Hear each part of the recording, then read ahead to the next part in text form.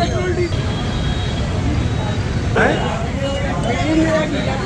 दाम बढ़ गया उसका कैसे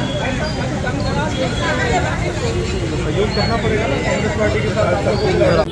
शहर कांग्रेस कमेटी राजनांदगांव के द्वारा पेट्रोल डीजलों के बढ़े हुए दाम और साथ ही साथ जो आपूर्ति नहीं हो रही है पेट्रोल डीजलों की, उसके विरोध में आज पेट्रोल पंप के बाहर प्रदर्शन किया गया है और बढ़ी हुई कीमतों को वापस लेने के लिए शासन से हम ये मांग करते हैं और लोगों को सुविधा दी जाए, पेट्रोल डीजल दिए जाए, गैस के दाम जो बढ़े हैं वो कम किए जाए, पेट्रोल डीजलों के दाम को कम किया जाए। इससे सीधे तौर पर मध्यम वर्गीय और गरीब परिवार पर आर्थिक बोझ पड़ रहा है। लोग पेट्रोल के डीजलों के लिए जगह जगह पेट्रोल पंपों में भटक रहे हैं, पर लोगों को पेट्रोल डीजल नहीं मिल पा रहा है।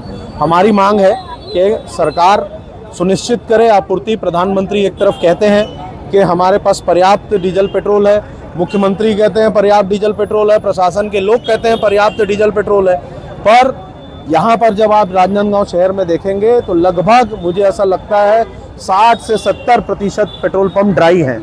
वहाँ पर ना डीजल मिल रहा है ना पेट्रोल मिल रहा है। किसानी का समय है, खेती का समय है, अपनी फसल को जो दूसरी फसल लेते हैं लोग, उसको काटने के लिए उनको डीजल, हार्वेस्टर में डीजल, खेत को मथने के लिए ट्रैक्टर में डीजल। किसानी कार्य पूर्ण रूप से थमसा गया है, व्यापार थमसा गया है, रोजमर्रा की चीज़ों के रेट बढ़ते जा रहे हैं। यही सब मामलों को लेकर आज शहर कांग्रेस कमेटी का ये प्रदर्शन किया गया है।